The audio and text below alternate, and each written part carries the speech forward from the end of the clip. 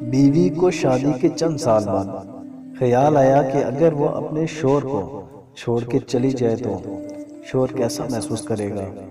ये ख्याल उसने कागज पर लिखा। अब मैं तुम्हारे साथ और नहीं रह सकती। मैं तुम्हारे साथ अब बोर हो गई हूँ। मैं घर छोड़ के जा रही हूँ हमेशा के लिए।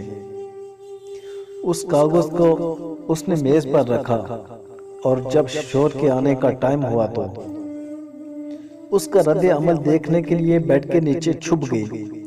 शोर आया और उसने मेज पर रखा कागज पढ़ा।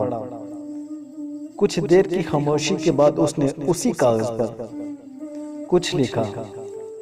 फिर वो खुशी के मारे झूमने लगा, गीत गाने लगा, रक्स करने लगा और कपड़े बदलने लगा।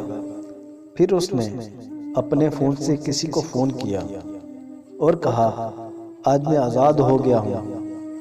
शायद मेरी बेवकूफ़ बीवी को समझ आ गया कि वो मेरे लायक ही नहीं थी, लिहाजा आज वो घर से हमेशा के लिए चली गई। इसलिए अब मैं आज़ाद हूँ और तुमसे मिलने के लिए मैं आ रहा हूँ। कपड़े बदलकर तुम भी तैयार होकर मेरे घर के सामने वाले पार्क में अभी आ जाओ। शोहर बाहर निकल गया।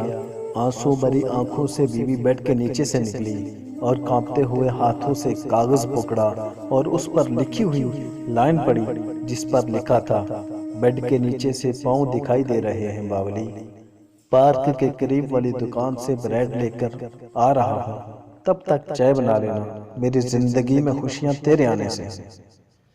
आधी तुझे सताने से हैं, आधी तुझे मनाने से हैं। ख्वातीन और हज़रात, वीडियो पसंद होने की सूरत में लाइक और शेयर कर दीजिएगा। फिर मिलते हैं एक नई वीडियो के साथ। अल्लाह हाफ़िज़।